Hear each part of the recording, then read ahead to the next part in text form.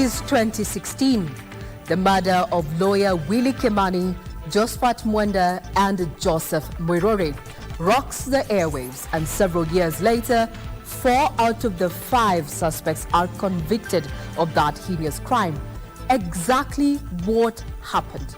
Tonight on Crime and Justice with Gashoka Kingori, those finer details are going to be answered in the untold story of what transpired on that fateful day in 2016.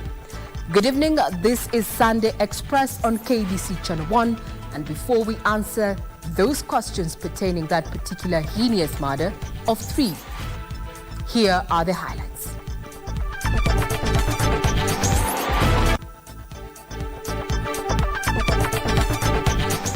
We're heading into a transition. After 8th December, there will be some transition. Some of you, we are going to withdraw back to Kenya. Time to leave. The East Africa Community Regional Force begins its exit from Eastern DRC. Niseme nyinyi, tuko na nyinyi. Securing the North. The government promises action against bandits who are disturbing the peace in the rift. How can really be missing? Of all the people, how can really be missing? And the Mavoko triple murder, retracing the 2016 killings of lawyer Willie Kimani, Josphat Mwenda and Joseph Mwiruri.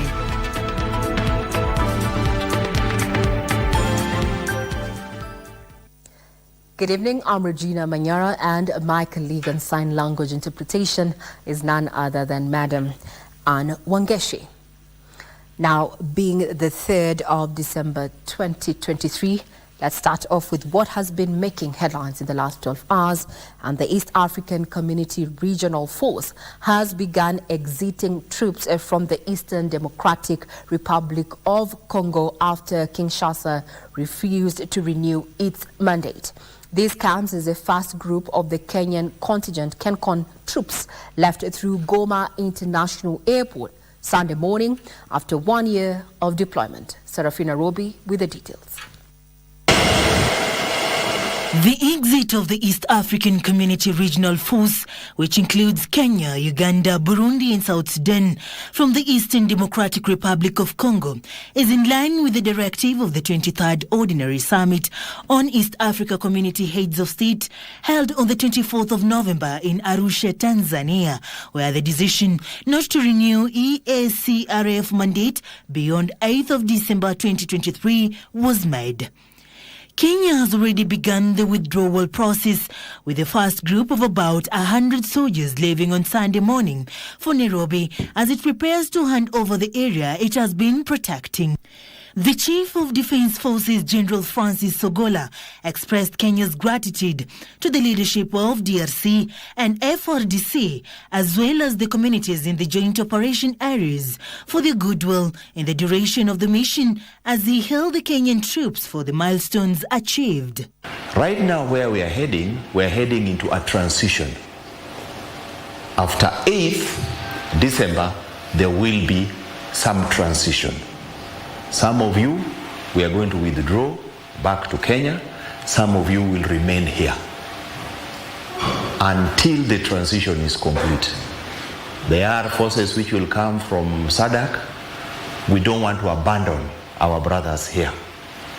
We want to work with those forces to ensure smooth transition so that peace is maintained. The Chief of Defence Forces further called on the troops to remain unified and vigilant during the transition and the planned deployment of the South African Development Community SADC troops. Kinshasa has accused EACRF of failing in its primary mandate of battling the M23 rebel group in the east of Congo. EACRF has, however, insisted that its mandate was focused on facilitating the political solution between the government and the rebel groups through dialogue. The exit of the East African Community Regional Force is to be faced gradually, beginning with non-critical units. Sifuna for Sunday Express. Persons with disabilities in the country are calling on the government to expedite the process of conducting a survey that will establish their numbers. They have attributed the lack of proper planning in the handling of their welfare to the lack of accurate data. The National Council of Persons with Disabilities, however, says the registration of persons with disabilities has been onboarded on the e-Citizen platform. Labour and Social Protection Cabinet Secretary Florence Bore on Sunday led the International Day for Persons with Disabilities national celebrations at Makutano Stadium in West Pokot County. Persons living with disability expressing concern over inclusion in government, alleging that they have been shortchanged by successive regimes. We know that 1.4% of the only people with disabilities in government. We know that only 37,000 persons with disabilities are on cash transfers, and recently the government improved that to 100,000. Labour and Social Protection Cabinet Secretary Florence Bore, however, want that gains made through the clamour for inclusion of people living with disabilities risk being eroded by people masquerading as disabled persons to land government tenders. There are few individuals who pretend to be persons with disabilities and register themselves under ACPO as persons of disability. Going forward, we will ensure we clean up and ensure that the persons with disabilities are the only ones who benefit from that program. Calls were made for government to prioritize conducting a survey to establish the accurate data on PWDs. We recognize the unique challenges faced by people with disabilities, and we must work together to dismantle the barriers that prevent them from fully participating in all aspects of life. In line with the directive of His Excellency the President to digitize key government services, tumeenda sasa notch ahead. Sasa hiyo registration pia tumeweka on the platform ya e-Citizen na tumelaunch on Monday this week.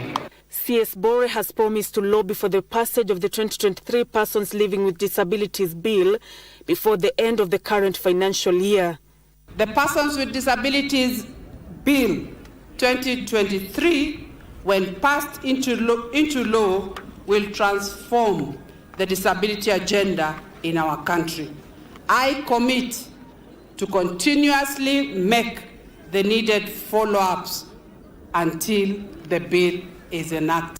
The day was marked under the theme, Embracing Disability Inclusion to Achieve Kenya's Sustainable Development Goals. As the International Day of Persons Living with Disability comes to a close, the group is calling on the government to give them more opportunities in the public sector in the spirit of inclusivity. Nancy Okware reporting for Sunday Express from Makutano Stadium in West Pokot County. West Pokot to the United Arab Emirates, where President William Ruto says Kenya will establish a more robust trade connection with the United Arab Emirates that will expand the value of Kenya's exports, which now stands at 36.6 billion shillings. The president spoke in Dubai when he met the president of the United Arab Emirates, Sheikh Mohammed bin Zayed, on the sidelines of COP28. Leo Marco with the details. How are you, sir? President William Ruto, who is in Dubai to attend the COP28, said Kenya will take advantage of the long-standing relations with the United Arab Emirates and Dubai's strategic location in the globe as the commercial and trading hub to establish a more robust trade connection that will expand the value of Kenya's exports that now stand at 36.6 billion shillings. The president earlier held talks with the president of Kosovo, Vjosa Osmani, where they agreed to work together on issues of common interest. President Ruto also met with the Chief Executive Officer of the Global Center on Adaptation, Professor Patrick Verkoijen, to solidify plans for the new regional headquarters of the Global Center on Adaptation in Nairobi. During the Africa Climate Summit, President Ruto announced Kenya will host the regional headquarters for the GCA in Nairobi. Tilio Marco for Sunday Express. Now, a middle-aged man is receiving treatment at the Baringo Referral Hospital for gunshot wounds he sustained after an unknown number of bandits attacked Ngaratuko village in Baringo North. The bandits escaped with an unknown number of livestock in the daring raid that happened at 1 p.m. Sunday. This even as Deputy President Rigathi Gachagua, who was in the next county, said the government will hold the national government administration officers personally liable if illegal arms believed to be fueling banditry are found in their area of jurisdiction. Giverson Minor with the details. On Sunday, 1 p.m., a known number of bandits descended on Ngaratuko village in Baringo North constituency, raining terror on area residents. This middle-aged man, being treated at the Baringo Referral Hospital, sustained serious gunshot wounds from the attack, said to be the fourth in under 3 weeks. The bandits escaped with a known number of livestock, with area MP Joseph Makilap calling for an escalation in the ongoing operation to flush out bandits. And we want to call upon the Minister for Security and the President. For how long should this matter continue in the same place at the same time? Mpaka watu wanapikwa mchana. Yani imagine saa saba saa zile jua ikiwa hapa mpaka saa hii tunaelekea Sambudi, bandits wako ndani. As the attack happened, Deputy President Rigathi Gachagua was in the neighboring Samburu County, where he issued a stern warning to bandits, and there would be sponsors that the government was keen to putting an end to the insecurity in northern Kenya. Hii mambo ya wizi wa ng'ombe imepitwa na wakati. It is outdated cultural practice. Mambo ya kuua Mkenya mwingine ni mambo ambayo hawezi kubalika. Mambo ya kuua watoto ni mambo hawezi kubalika. Wiki iliyopita hapa Baragoi wameua mwalimu. Si amezikwa jana?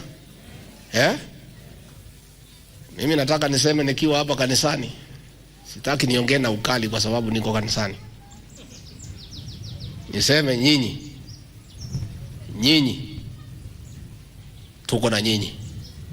The Deputy President, who spoke during a Sunday service at St. Francis Xavier Church, said the renewed strategy to deal with banditry will involve the political leadership in the affected areas so that normalcy can be restored. Mulikuwa mumeanza vizuri sana. Bunduki mulikuwa mumeanza kurudisha. Lakini mnaonekana mumesahau. Hizo bunduki mrudishe. Gachagua, however, warned that the government will hold national government administration officers personally liable if illegal arms believed to be fueling banditry are found in their area of jurisdiction. Mambo ni mawili. Chief akae kwake ama mlio ya risasi ikae. Na kwa sababu mlio ya risasi haina akili ya kuamua, mwenye kuamua ni nani? Chief. Giverson Minor, Sunday Express. Former Member of Parliament Lawrence Sifuna is dead. Sifuna, who was the first elected Member of Parliament for Bungoma South, presently Kandui, in 1979, died last night at a hospital in Eldoret after a short illness.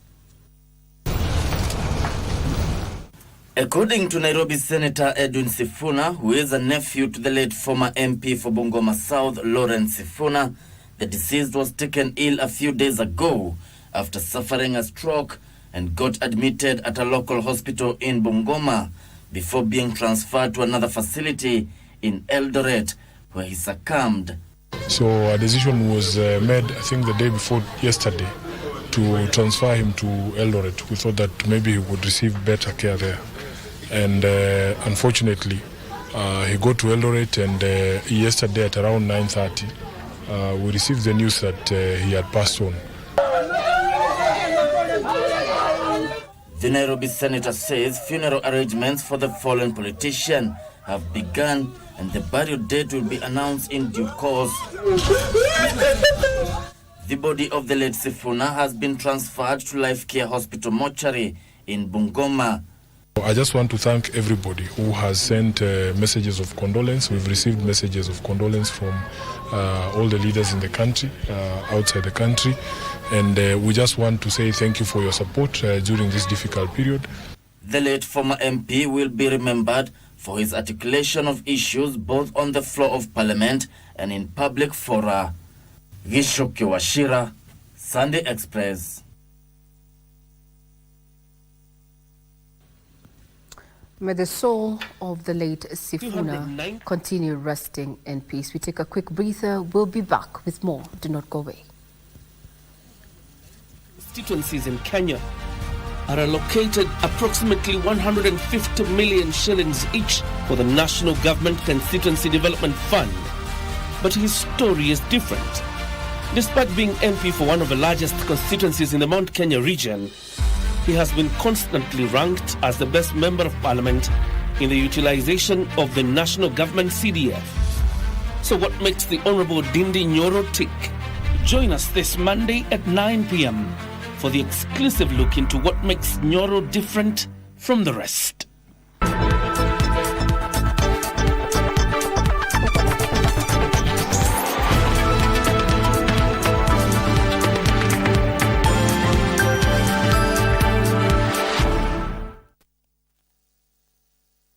Best Lady is giving you the chance to win a brand new car. Visit any Best Lady outlet during the competition period from 1st November to 31st December and shop for your favorite beauty products. Enter your phone number in the draw. The more you shop, the higher your chances of winning. Plus, prices for all products have been reduced. It's never been easier to look gorgeous and win. Visit Best Lady today and shop your way to becoming our lucky winner. Terms and conditions apply.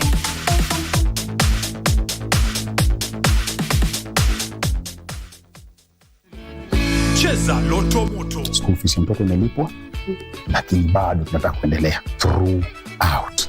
Loto Moto imekuja kwa maisha yetu when I needed it the most. That is all I can say for now. I'm so grateful. May God bless you. Cheza Loto Moto. Shinda pesa moto moto. Itakuaje? Oya. Auntie akona ka forehead. Akona the mark of quality. Ameke ram denela mshetani over. Nataka kumaliza mambo hiyo wedding.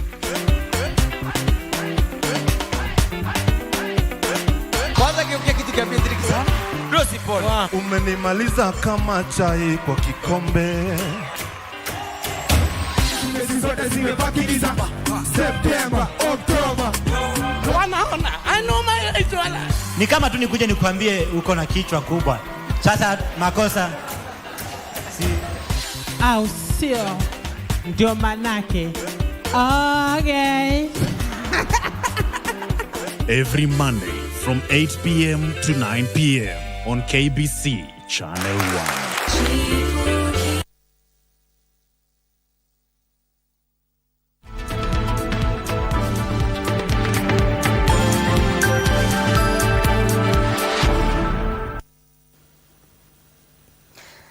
Thank you for tuning in to Sunday Express. Tonight we're going to be answering those questions that have been deviling your mind since 2016 following the gruesome murder of 3. We're talking about the murder of lawyer Willie Kimani alongside other 2 people tonight on Crime and Justice. But before that, Defense Cabinet Secretary Adan Duale has assured Kenyans that the Kenya Defense Forces are on high alert for any activities by the Al-Shabaab militant group that might try to initiate it by taking advantage of the chaos brought about by the ongoing El Nino rains, which have wreaked havoc in some parts of the country. This comes as a Form 3 student in Tana River County was washed away by floods Friday evening. Speaking in Garissa County during the inspection of ongoing repair of broken roads, Defense Cabinet Secretary Aden Duale said the military is engaged and switched on to prevent any security incidences that may be posed by militants. The Interior Ministry with the National Government Coordination units on the ground and the police and all other arms of security agents are on high alert to make sure that we secure, we save, we protect civilian lives, we secure properties. Elsewhere, a family in Wema village of Tana Delta Sub-County, Tana River County, is mourning the death of their Form 3 son who was swept away by raging floods on Friday evening. Ni huzuni kwamba tumepoteza kijana ambaye pengine angekuwa kiongozi katika nchi hii kutokana na mafuriko. Na haya ndio tulikuwa tunajaribu sana kuyakimbia yasitupate. Lakini Mungu ana sababu zake. Tayari mtoto tushakosa, mtoto wetu amekufa, hatujui tufanye nini. The 17-year-old boy, a student at Mombasa Secondary School, was home for the December holidays when the tragedy occurred in Tana Delta, which is one of the worst hit by the flood disaster. Wakaenda wakafika ile bandi ile dike ya maji ya Trada. Sasa wale wenzio waliruka ngambo ya pili, ule yonda alipita. Na yeye aliporuka hakupata kuvuka ngambo ya ile dike, akaanguka chini, akaanguka kwa maji. Families that have been displaced by floods in the Ngarimara area of Isiolo and who have pitched camp at the Ngarimara Boys Secondary School have received relief food, mosquito nets and 37 million shillings courtesy of the national government. Serikali kuu inawashughulikia na iko tayari kuungana na nyinyi ili kuhakikisha ya kwamba mfumo wa El Nino atuendelei kupoteza maisha, atuendelei kupoteza maisha ya watu na mifugo. Meanwhile, the weatherman says rainfall and thunderstorms are expected over a few parts of the country, with strong easterly winds of more than 25 knots expected in Turkana County. Kasi Chenamasha, Sand Express. To the county's Principal Secretary Department, State Department for Cabinet Affairs, Idris Dakota, has disclosed that the country's productivity is way below the expected threshold, hence the need for substantial changes and strategic interventions in a bid to elevate the productivity landscape in the country. Details of this and others in our county news roundup. Speaking at the close of a productivity mainstreaming training for the Coast region at the Kenya Coast National Polytechnic in Mombasa, Dakota says government is keen on improving data collection and analysis with the aim of developing a robust labor productivity index. We are expecting the MDAs to develop what we call productivity metrics. And these metrics are anchored on three important elements of productivity, which are quality in terms of customer satisfaction, that is the quality of service we provide. The other one is costs, the operation costs we have mentioned, and lastly, delivery. Meanwhile, the National Council of Churches of Kenya Upper Eastern Region has called on the government to lower the cost of living and revisit its taxation policies. The Regional Committee has noted that the people of Kenya are deeply suffering from spiraling cost of living. The prices of consumer goods and services have skyrocketed, while taxation is more than most citizens can bear. Elsewhere, police in Malaba, Kakamega County are investigating circumstances surrounding the death of a 24-year-old boda operator who was brutally stoned to death by a group of attackers. Kulingana na kitendo yenye wamefanya leo, sio kitendo mzuri. Hao ndio wezi, wameua hiyo jamaa na tena wamemuibia. Wamechukua hata pesa yake kwa mfuko, kitambulisho wametupa pale, wallet yake iko pale chini. Ilimaanisha alikuwa na kitu na wamechukua, wamempiga sacha na wakamuua. In Eastleigh, over 22 families have been left homeless after hired goons attacked their houses in the wee hours of the night and threw them out, removed doors and demolished the building that has housed the families for more than 2 decades. Serikali tuangalie sana. Wale watu tumekaa huko tumenyanyaswa. Unakuwa unalala usiku, mtu anakuja na bomoa nyumba. Mzee akuja kupeana notice, mtu anajifanya akona nguvu sana kuliko kila. And students who have found it hard to advance studies owing to responsibilities have been advised to enroll for online courses as an effective way to upgrade their level of education. The Open University, as you all know, that we have been talking about, is a chartered public university that admits students based on a flexible admission criteria.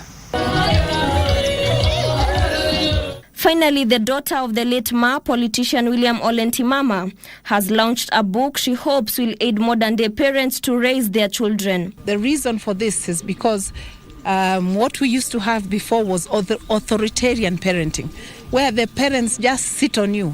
Today, we have to talk to the children.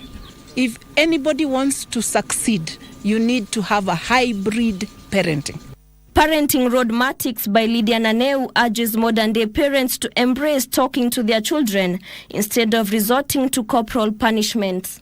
Maureen Kalondo, Sunday Express.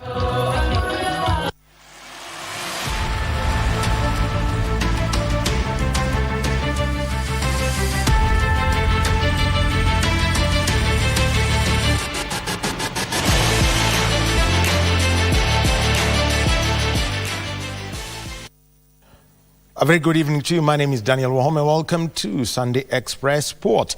And the 2023 Talanta Hela Under-19 Inter-County Football Tournament Grand National Finals kicked off today at the Nyayo National Stadium. Vihiga County's men's team outshined Homa Bay's team by 5-2, as the Busia County girls thrashed Kakamega girls by 4-0. Vincent Odongo scored the opener for Vihiga in the 15th minute before Austin Odongo added the second goal 2 minutes later.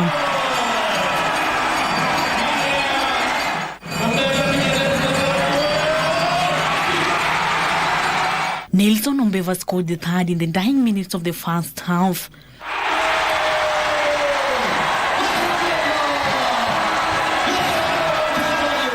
Homa Bay came back strong in the second half with Cecil Miller responding in the 58th minute.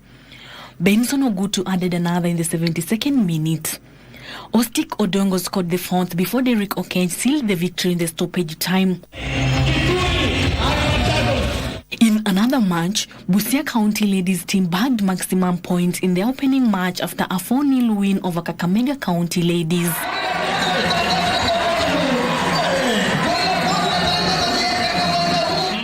Diana Nyango scored a brace with Faith Lona and Sharon Vida netting the second and third goals. The tournament will end on the 12th of this month during the Jamhuri Day celebration, with the winners walking away with 5 million shillings.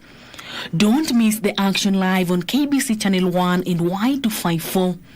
Sela Onyango for Sunday Express. Now moving on is the 2023 Prague International Marathon champion Alexander Mutiso finished second in this year's edition of the Valencia Marathon. The race was won by 2021 London Marathon champion Sisal Lema, while his compatriot Worknesh Degefa won the women's title. Lema took charge of the race from the onset, controlling the leading pack that comprised of compatriots Dawit Wolde, Kinanisa Bekele, and Kenyans Alexander Mutiso. In the 40-kilometer mark, Lema widened the gap to finish the race fast in a time of 2 hours, 1 minute and 48 seconds, with Mutiso and Dawit Wolde completing the podium dash. Kibiwot Kandie settled 6th in a time of 2 hours, 4 minutes and 48 seconds. Ethiopian national record, but the Valencia Marathon Trinidad Alfonso champion for 2023 is Sisal Lema. What a run! What a run and a new course record. In the women's race, Kenya's Celestine Chepchirchir took a time of 2 hours, 20 minutes and 46 seconds to finish fourth behind Ethiopia's trio of Worknesh Degefa, Almaz Ayana and Iwot Gebrede Kidan, who took the first 3 positions respectively. Has run to perfection here, a new lifetime best. 2 hours And now in the national women's soccer team, the Harambee Starlets left the country this morning for Botswana to take part in the second leg of the final round of qualifying for the 2024 Women's Africa Cup of Nations. Starlets head coach Beldino Demba is confident her charges will register outstanding results so as to qualify for the Continental Showpiece. Kenya were held to a 1-0 draw by Botswana in the first leg match played at the Nyayo National Stadium on Wednesday after Valen Nanjala missed a stoppage time penalty that could have handed Harambee Starlets a crucial victory. The match will be played on Tuesday in Gaborone, Botswana.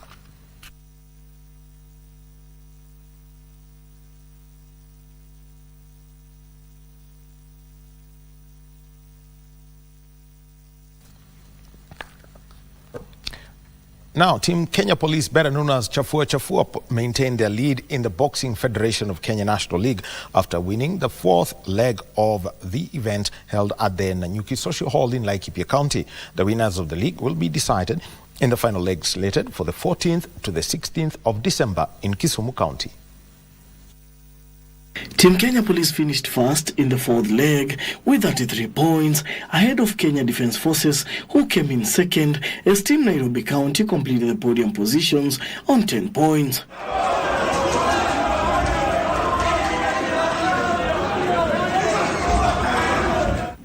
In the overall standings, Kenya Police leads with 120 points, ahead of KDF, who are second on 98 points, while Nairobi County and Kenya Prisons are engaged in a close battle for third place in the league with 30 and 27 points respectively.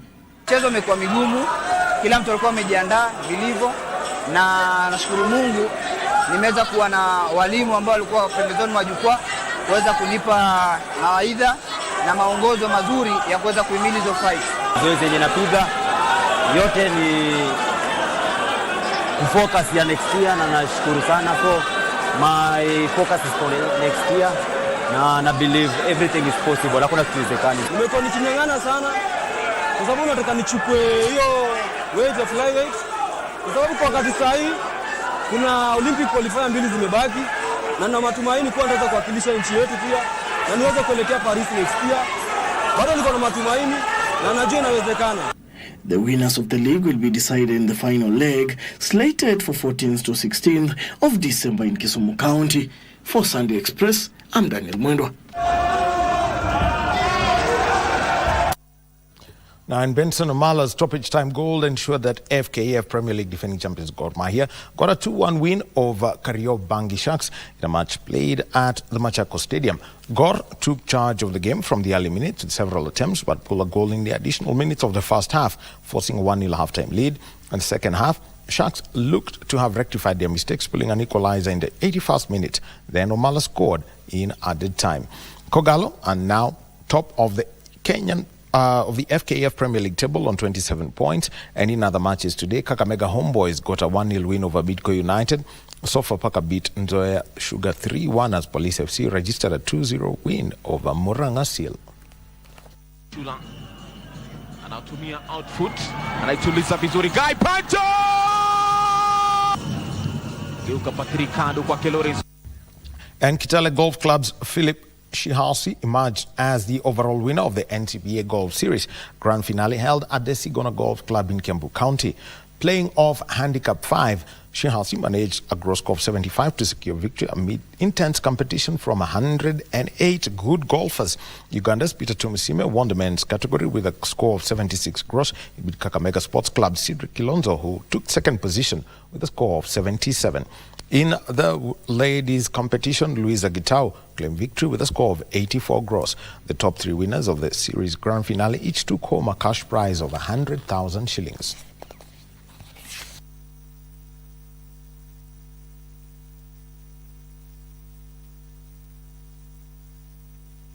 And that's the sport for tonight. And remember that in the coming week, the Talanta Hela Under-19 Grand Finale for both boys and girls taking place in Nairobi. Selo Nyango is going to be a reporter. And on Tuesday, Kenya versus Tanzania. That's at 2 p.m. in the Sekafa Under-18 Boys Championship. Those are events that we're going to cover.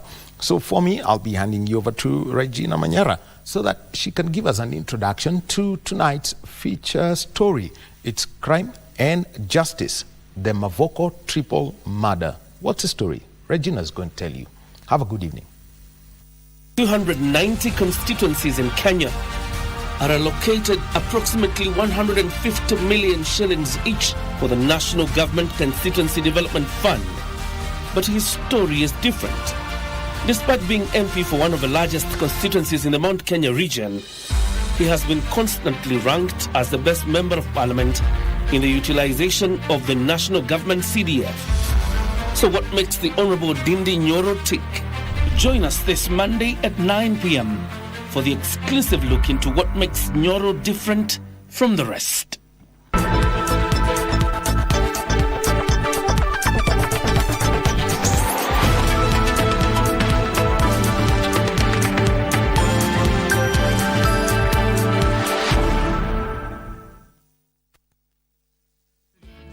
Cheza Loto Moto. We've gone ahead tukamaliza pia school fees ya your other kid. Thank you God. Asante sana Loto Moto. Cheza Loto Moto. Shinda pesa moto moto. Tukakuja tukaambia watu wetu pesa yenye inatakikana hiyo 60,000. Tumejaribu kutafuta. Tukiambia watu wa nyumbani washughuliki. Tukiambia badada zangu wengine washughuliki. Tunajaribu kuambia tauzeni shapa tupige hizo picha. Hakuna mtu anashughulika. Kila mtu ametuachilia na dadangu. Kila tu tunang'ang'ana nazo hapa kukunywa. Hakuna mtu anataka kujua maisha yangu itakuwaje kesho. Anataka kujua watoto wangu watasurvive aje. Nimeshi kutapika damu hapa tukiwaambia. Hakuna mtu anastuka. Hakuna mtu anakujenga kutuona hapa. Mimi na dadangu ndo tunaishi hapa peke yetu. Tuking'ang'ana. Dadangu ana kazi, ana mtu anategemea. Kenye tunapata msaada kidogo ndo tunakula.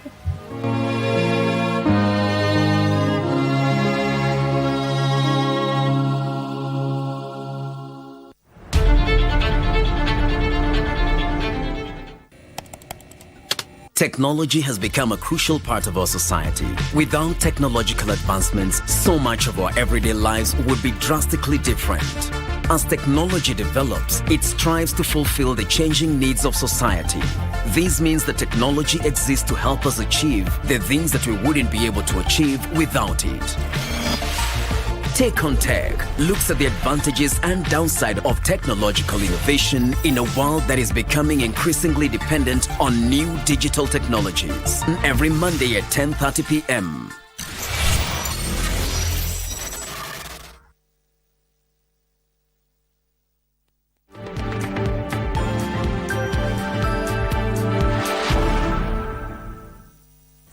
Well, the time is nigh to answer those questions that you have been working at since 2016 and the conviction of 4 out of 5 suspects who were nabbed for the gruesome murder of lawyer Willie Kimani. Now, it happened in June 2016. Some 3 murders happened in Mavoko, Machakos County, triggering overwhelming condemnation of police brutality from within Kenya and beyond. Now, 3 people, among them human rights lawyer Willie Kimani, lost their lives in a brutal murder. So tonight, Gashoka Kingori brings us the finer details to what really happened on the Mavoko triple murder, a KBC Crime and Justice documentary that winds up Sunday Express on the 3rd of December 2023. Here we go.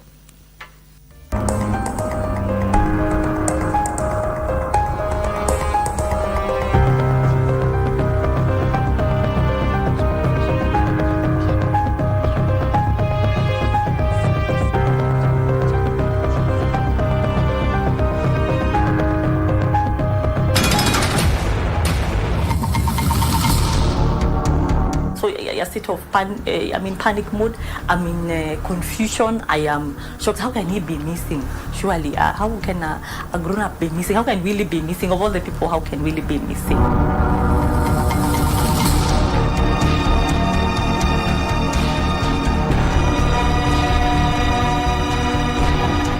Kama ni mwenda amemaliza siku 3 na haja kupigia simu aende kuulize mtoto wako aje, hapo sioni kama mwenda kwa pale pazuri.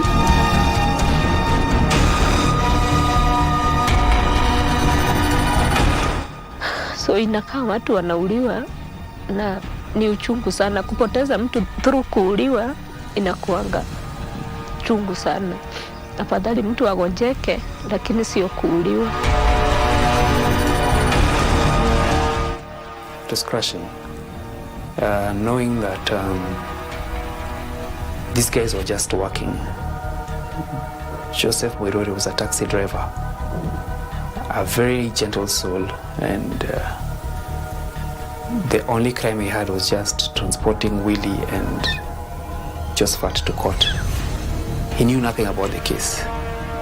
His work was just to come to court, wait for us in the parking lot, and go back. It was crushing for Josephat having to suffer the fate he suffered because he complained and decided to follow up his right against a police officer who abused his power. And given the kind of trouble he had gone through trying to prove his innocence, it was not enough that his life had also to be taken. For Willie, it was the most crushing thing, knowing that he was not even the target. That I'm the one who was doing the case, but instead of me being the one to be targeted, he ended up being there because he was accompanying our client.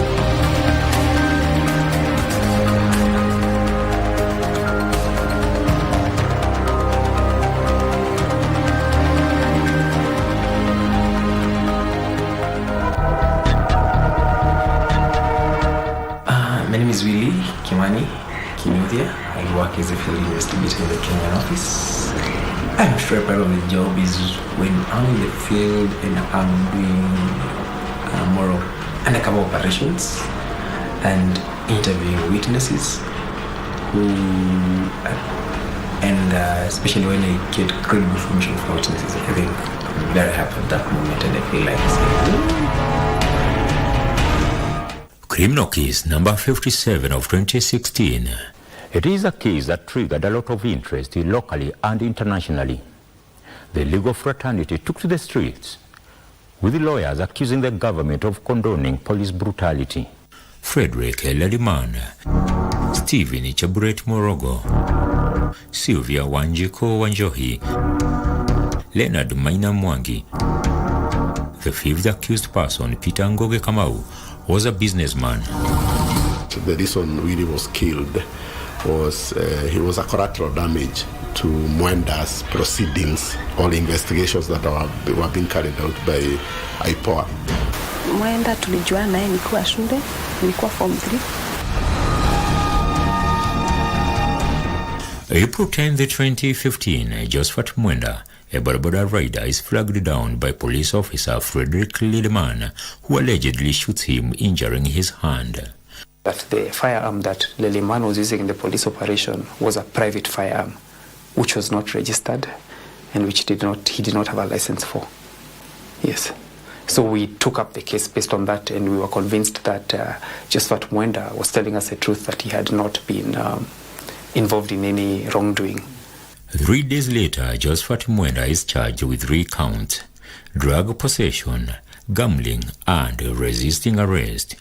Of course, part of the exhibits included some cannabis sativa, which we usually call bang, that was put on him to prove that he had actually been found with it. Mwenda complains to the Independent Police Oversight Authority. Mwenda had made a report or a complaint with us, and we took up the complaint and we were actually investigating Regina. And in the meantime, Mwenda had been charged with trumped up charges in a bid to dissuade him to pursue his complaint. And the charges that Mwenda had been charged with, he was charged with another person. There were 2 people. They had been charged with robbery, with violence. But all this was to dissuade Mwenda from pursuing the complaint to the Independent Police Oversight Authority. Once Independent Police Oversight Authority started doing the investigations, part of the investigations entailed interrogating Frederick Leleman and him recording a statement. It is then that he knew that he was being investigated for the wrongful shooting of Josephat Mwenda. December 14, 2015, Frederick Leriman, in the company of other police officers, allegedly abducts Mwenda from his home in Mlolongo at night. We receive a report that Josephat Mwenda, who was living in a house, a plot which had other houses, and they shared a common toilet. At 7 p.m. he had gone to relieve himself in the toilet, and then he was kidnapped by police officers. We did a frantic search because it was the wife who actually informed us that he had been kidnapped. We did a frantic search, and Willie Kimani was able to locate him in Mlolongo police station. Upon inquiring, we were informed that he had been arrested in connection to a crime that had been committed in Mlolongo. The following day, Mwenda is charged with 6 additional counts of traffic violation. When we went to court, we found that he had actually been charged with 5 traffic offenses. And these 5 traffic offenses were, number one, the first charge was that he had been riding on a motorcycle with 3 pillion passengers. So you can imagine a motorcycle with 3 passengers. That's 4 people on a motorcycle. He had been charged for not wearing a helmet. He had been charged for not wearing a reflective vest. He had been charged for not having a driving license. He had been charged for not having insurance in the motorcycle. And it was alleged that the same officer who was involved in the initial arrest, Frederick Leleman, was one of the arresting officers. February 4, 2016, the International Justice Mission officially takes up the matter and assigns one of its lawyers, Willie Kimani, an advocate of the High Court of Kenya. Willie was very much dedicated to his career, even though to me, I never thought that he would be a field investigator, investigating specifically the police. But when you look back at his career history, because he started with the released political prisoners, you will see he had a passion. He used to mention his handling cases, though he would not tell you in detail what kind of cases, but he would mention, this day we are going to go to court, we are going to do this and this. Even when they win a case, he used to be very, very excited. We are going to celebrate. We've won a case. So he'll not go into details about the case. Willie Kimani's investigation of Mwenda's complaint verified the claims and compiled evidence needed for the International Justice Mission to represent Mwenda in court. We have a process where we have to subject referrals to investigations just to make sure that we don't end up representing criminals. So we go through that process to make sure that we're representing victims of police injustice and misconduct. So investigations were carried out, and the team decided that this was a case that was fit for us. This does not go down well with Frederick Leriman. This case has brought many, many issues. It's important to note that the officers were trying to intimidate the witnesses, and that is one of the challenges that the authority faces when we are carrying out investigations of that nature. He starts putting together a hit squad that would include Peter Ngowe Kamau. In early May 2016, while at Mulongo Police Canteen, Senior Sergeant Leliman approached me and he told me that he needed some assistance from me. He told me that there was an issue that was bothering him. He further told me that he had in the previous encountered a situation that forced him to shoot at thugs on a motorcycle, injuring one person. He said that the person who was injured wanted to have him sacked and taken to jail. He therefore requested me to think over it and discuss it later. In the few days that followed after that, Josephat Mwenda got threats from Frederick Leleman, telling him to withdraw his complaint with IPOA. And at that point, we started getting a bit hesitant about the case, and we started doing more research about Leleman, and our research really got us unsettled. The International Justice Mission, the 24th of February 2016, writes to the Office of the Inspector General of Police, that of the Independent Police Oversight Authority and the Witness Protection Agency complaining of Leleman's misconduct and request protection from Mwenda. On the 1st of March, the Witness Protection Agency decision on the witness protection for Josephat Mwenda is still pending. For you, first of all, to qualify to be under the Witness Protection Agency, you must be a witness in a government case. 2 criteria: witness, government case. Josephat Mwenda was not a witness. Josephat Mwenda at this point in time the system recognized him as an accused person whom the state was prosecuting. So that put Witness Protection Agency in a dilemma. So the only person who could actually clarify to them on the merits of these issues was either the prosecutor or the police or the IPOA. But at this point in time, he's made a complaint against the police. So the only person who can actually explain to them whether these allegations are true that we're making is the investigating agency, which is IPOA. The prosecutor cannot because he's not an investigating agency. So that was the dilemma. The Independent Police Oversight Authority summoned Lediman on 16th of March 2016 to write a statement about the claims of misconduct against Mwenda. Lediman had actually shot Mwenda in an altercation over a simple traffic offense. So we were informed from the word go. We were attending a hearing of the case, the first hearing of the gambling case. And we were in court. While we were in court, the first witness who was testifying was Frederick Leleman. And I got to cross-examine him because I was the lawyer on record. And it was during that case I was able to cross-examine him and have him admit that, first of all, he had shot Josephat Mwenda, which he had denied. And the second thing is that I also got the court to now understand that the firearm he used was not a police-issue firearm.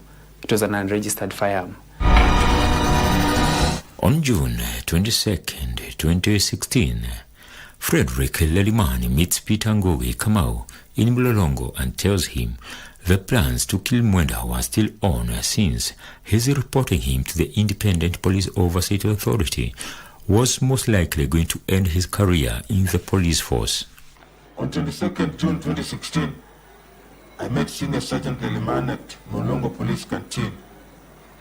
He told me that the plan was still on to kill the wanted man. What he wanted me to do was to follow him after court attendance and inform Senior Sergeant Lediman about his movement. I asked him how I would identify him because I had not met him before. He told me not to worry, as he was going to introduce a lady who knew the victim very well. The following day, that is on 23rd June 2016,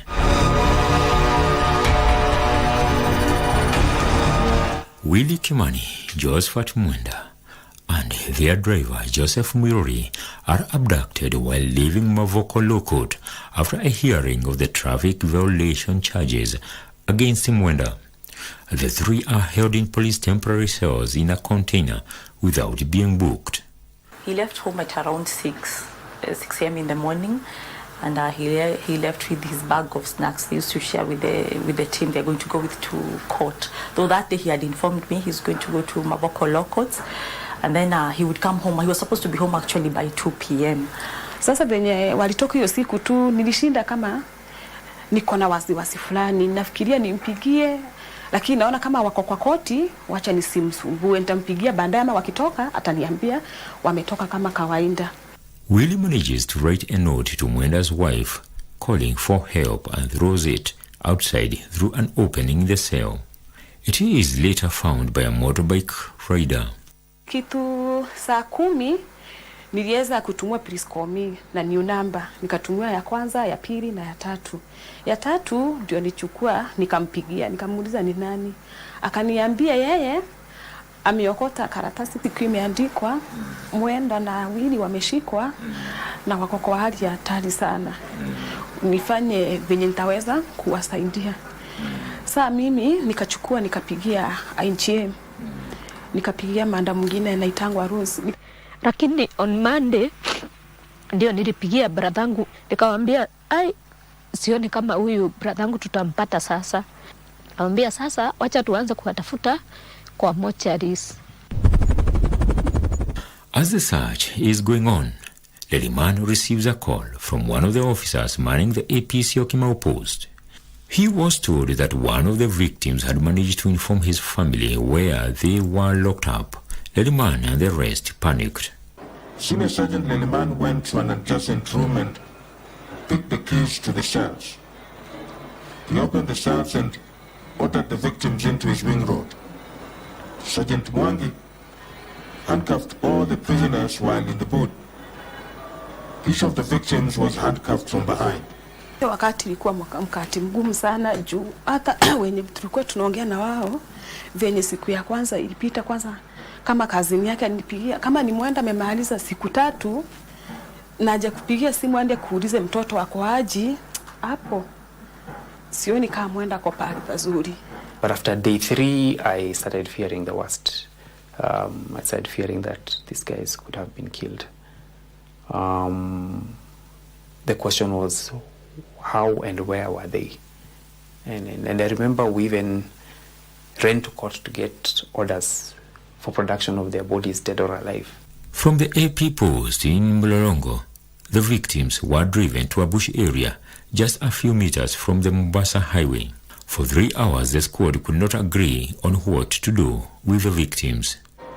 At around 10 p.m., the first victim, who was the main target, who was also the man that had been identified to me early in the morning at the law court, was killed.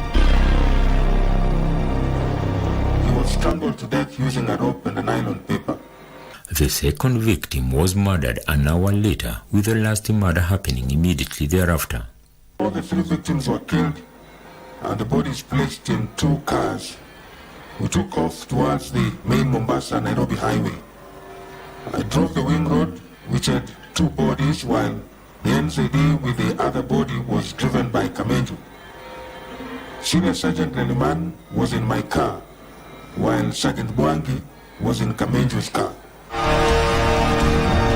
The following day, on June 24th, 2016, a missing persons report is filed. IJM staff and police continue to search across the police stations and morgues. Lawyers in Kenya stage demonstrations to condemn police brutality. Between June 30th and July 1st, 2016, the bodies of Willie Kimani, Josephat Mwenda, and Joseph Mwiruri are found in a river in Oldonyo Sabuk, Machakos County. We received word that some bodies had been recovered from Oldonyo Sabuk, and these bodies were positively identified by some members of our staff as belonging to our dead brother and Josephat and Joseph Mwiruri. Tafuta sasa kwa siku kadhaa. Sasa ndipo tulikuja kuambiwa sasa mili yao ime. So IJM called on Friday morning, and they informed me that Willie's body was found, and now we should go to the city mortuary to identify the body. Joseph Dingori Mwiruri alikuwa bradhangu. Mamangu alipass 1998. Joseph ni kama alikuwa na 9 years hapo. Na my dad aliaga 2005. So hatuna wazazi. Consequently, when Willie Kimani was killed, the authority also directed some of our investigators and legal counsel to also be in court to follow up on the prosecution now of Mr. Regina and the 2 co-accused persons to see to the conclusion of the matter. So it's a matter that the authority followed very closely. Between July 1st and July 5th, 2016, 4 police officers, Frederick Leriman, Stephen Chaburet, Sylvia Wanjiku, and Leonard Mwangi, are detained in connection with the killings. July 8th, 2016, a memorial service is held for the late Willie Kimani, Josephat Mwenda, and Joseph Mwiruri. The judicial process took 7 years. The breakthrough for the investigators was the fact that Frederick Leriman's police radio was on throughout. Their movements were tracked and corroborated the confession by Peter Ngugi. The distress note written by Willie Kimani was also part of the breakthrough. On the 22nd of July 2022, The road to justice for the Mavoko 3 took 6 years, with Justice Lesito rendering guilty verdict on 4 of the 5 accused persons. Carefully considered the entire evidence adduced in this case by both sides, and have considered the submissions by counsel the authorities relied upon. And having done so, I find that the circumstantial evidence established against the first, second, third, and fifth accused persons justify the drawing of an inference of guilt. The sentencing happened 6 months later, on the 3rd of February 2023. The first accused is sentenced to death in each of the 3 counts. The death sentence in counts 2 and 3 are held in abeyance. Frederick Leriman was handed a death sentence. Stephen Cheburet got 30 years. Sylvia Wanjiku 24 years in prison, and Peter Ngoge 20 years in prison. Leonard Maina was acquitted. When we received the judgment, actually, we were overjoyed. We were really overjoyed. At least it gave us hope that we are really coming to an end, and that at least Willie's death was not in vain. Just ile tu mtu anauliwa tu alafu anatupwa na tunamzika anasaulika, and his work was not in vain, because that is what he stood for and he believed in. And even after the judgment, we did a press conference where we applauded the findings of the court. Even as he serves a death sentence in jail, Frederick Leriman is facing another case of 2 murders in Machakos. So is Leonard Maina Mwangi, who was acquitted. He too is facing a murder case, but not related to that of Leriman. Every day when I wake up, I am so grateful for one is the gift of life, and also the gift of good health, and also the gift of having children, because for me the children, they remind me so much about Willie, and I also know that Willie lives through the children.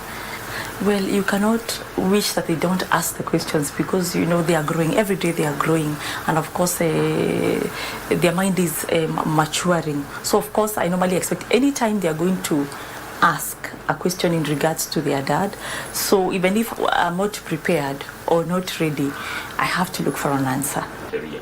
Mi kulingana venye neza ambia au askari wenye wanaua wanaacha watu wengine kwa shinda. Juu kama mimi walichukua kaua bwana. Sasa naona venye wameua bwana, mimi nimebaki kama niko mjane. Sasa nitakuwa nimebaki kama ni mimi mama na mimi baba wa yule mtoto. Unafanya mambo zote mbili na ni ngumu. I would also wish to caution officers, because if you followed the judgment well, you will find that one of the officers, the only link that made her get convicted was her failure to record in the OB the arrest and the incarceration of the 3. Well, that is about it for the Mavoko triple murder. For Crime and Justice, I am Gashoka Kingori.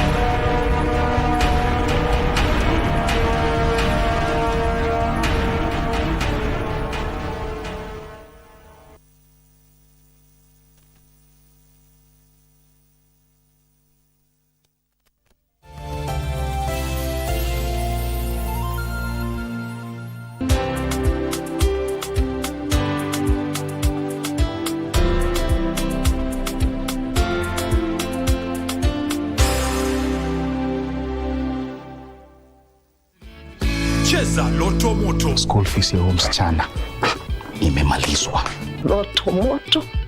May the Almighty God bless you. Keep on doing the right thing. Cheza Loto Moto. Shinda pesa moto moto. From the dawn of independence to the present day, Kenya has journeyed with strength and determination. We celebrate Kenya at 60.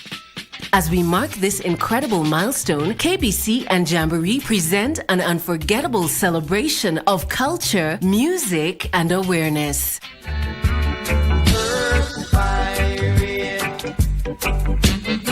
Immerse yourself in a musical journey featuring global sensations like the Mighty Itals and Everton Blender, all the way from Kingston, Jamaica, alongside our incredible homegrown artists.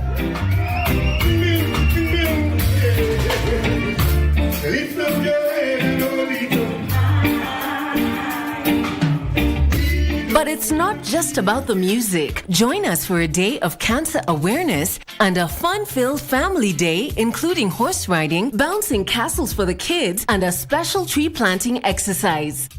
Save the dates as we tour a county near you.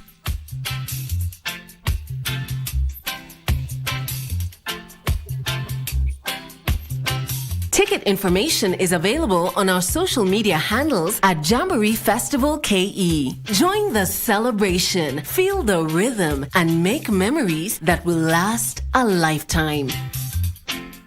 Happy birthday, Kenya.